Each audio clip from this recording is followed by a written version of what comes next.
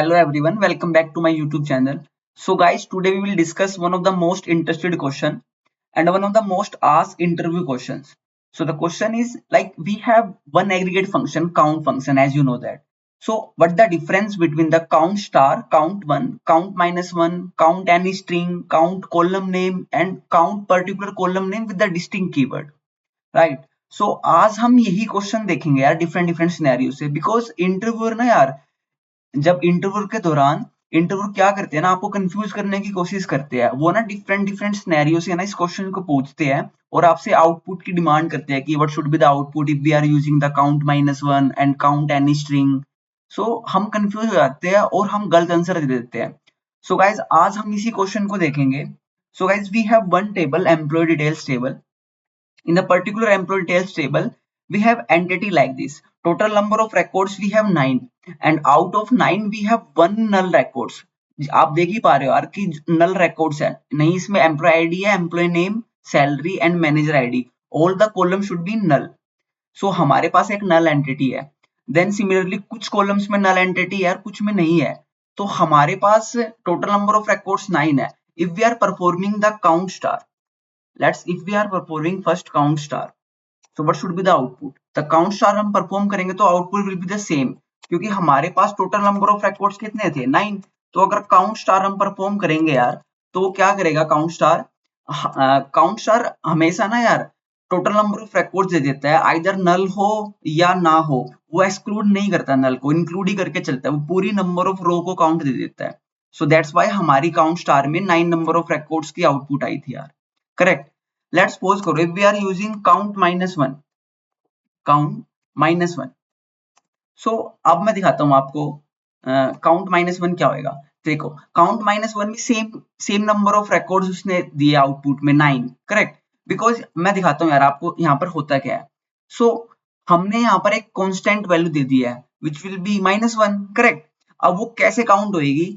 वो particular columns के अंदर जाएगा और पर्टिकुलर रो के अंदर minus one minus one minus one minus one ऐसे डाल देगा यार कंपाइलर बैकएंड साइड पे, और वो माइनस वन को काउंट करेगा कि माइनस वन कितने नंबर ऑफ रोज में है। सो अगर माइनस वन, अब हमारे पास टोटल नंबर ऑफ रोज कितनी थी 9 इंक्लूडिंग नल।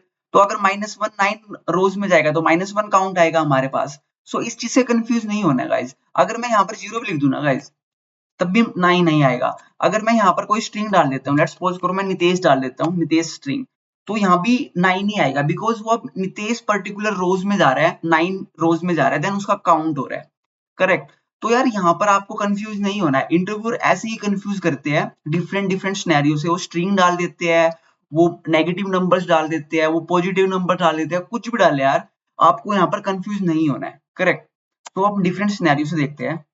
हमारे पास नेक्स्ट सिनेरियो है कि if we are doing count on some particular column name. तो हमारे पास डिफरेंट कॉलम थी यार यहाँ पर। तो हम यहाँ पर एम्प्लॉय नेम काउंट करते हैं यार, एम्प्लॉय नेम। ठीक है। सो अब मैं क्या कर रहा हूँ यार, यहाँ पर मैं एक एम्प्लॉय नेम पर्टिकुलर कॉलम पे काउंट एग्रीगेट फंक्शन परफॉर्म करना चाहता हूँ। सो आप यहाँ पर देखना यार यहाँ पर क्या आउटपुट आएगी। सी, अब एम्प्लॉय नेम यहाँ पर 7 इसलिए आया क्योंकि आपको पता है यार हमारी टेबल्स के अंदर एक तो पूरी नल वैल्यू थी। करेक्ट। लेकिन एम्प्लॉय नेम के अंदर हमारे पास 2 नल वैल्यू है। Correct. So whenever you performing count aggregated function on the particular columns, तो यार वो क्या करता है नल्स वैल्यू को एक्सक्लूड कर देता है नल वैल्यू को। तो यही चीज आपको ध्यान रखनी है इंटरव्यू के दौरान, आपको कंफ्यूज नहीं होना है। क्योंकि यार इंटरव्यूअर ऐसे ही है ना, आप जानते हैं कि आप इस चीज में गलती करोगे, that's why they are asking the particular scenario.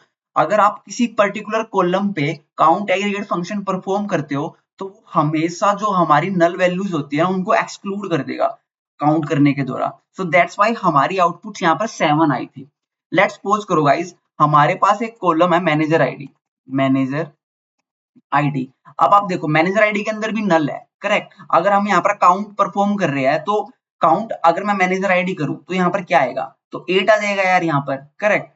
अगर मैं आपको दिखाऊं, सी यहाँ पर 8 आ जाएगा क्योंकि हमारे पास एक ही नल वैल्यू थी। करेक्ट। लेकिन एक कीवर्ड होता है यार हमारा distinct keyword. Let me show you. Distinct keyword हम यूज करते हैं। So basically distinct keyword generally किस लिए यूज करते हैं कि जब हमें यूनिक वैल्यू चाहिए होती है। करेक्ट। और अब हम यहाँ पर क्या कर रहे हैं गाइस, हम काउंट एग्रीगेट फंक्शन के अंदर मैनेजर आईडी पर्टिकुलर कॉलम्स पे डिस्टिंक्ट कीवर्ड का यूज कर रहे हैं, करेक्ट। सो हमारी प्रीवियस आउटपुट क्या आई थी 8, आपको पता ही है कि नल वैल्यू तो एक्सक्लूड कर देगा ये। अब मैं डिस्टिंक्ट यूज कर रहा हूँ with respect to the manager ID. So यार यहाँ पर देखो आप, वो ना जो रिपीटेड वैल्यू है मैनेजर आईडी में उसको एक्सक्लूड नहीं करेगा, उसको सिर्फ वन टाइम इंक्लूड करेगा, बाकी टाइम उसको एक्सक्लूड कर देगा यार वो। सो क्या होगा यहाँ पर, ये देखो 5 1 बार है तो 1 टाइम्स आ जाएगा, करेक्ट।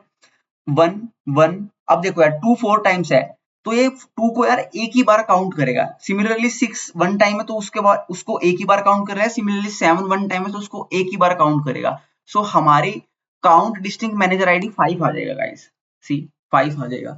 सो यार यही क्वेश्चन हमने डिस्कस किया आज की डिफरेंट डिफरेंट सिनेरियो में। जब हम काउंट परफॉर्म करते हैं, एक एग्रीगेट फंक्शन है काउंट, उसको जब हम परफॉर्म करते हैं डिफरेंट डिफरेंट सिनेरियो पे, आइदर स्ट्रिंग डाले या न्यूमेरिक वैल्यू डालते हैं या किसी पर्टिकुलर कॉलम्स पे डालते हैं, तो हमें बस एक ही बात याद रखनी है यार कि whenever we perform count aggregate function on the particular columns, तो यार वहां पर वो नल को एक्सक्लूड कर देगा, अदरवाइज वो नल को एक्सक्लूड नहीं करेगा। अगर आप किसी पर्टिकुलर कॉलम को टारगेट नहीं करोगे, अगर आप पूरी टेबल्स को टारगेट करोगे तो वो नल को इंक्लूड करके नंबर ऑफ काउंट देगा। यही चीज हमें ध्यान में रखनी है। और डिस्टिंक्ट कीवर्ड के साथ तो आपको पता ही है कि आप ज्यादा फैमिलियर हो ही डिस्टिंक्ट कीवर्ड से। अगर आपको यूनिक चाहिए तो आप डिस्टिंक्ट कीवर्ड यूज कर सकते हो।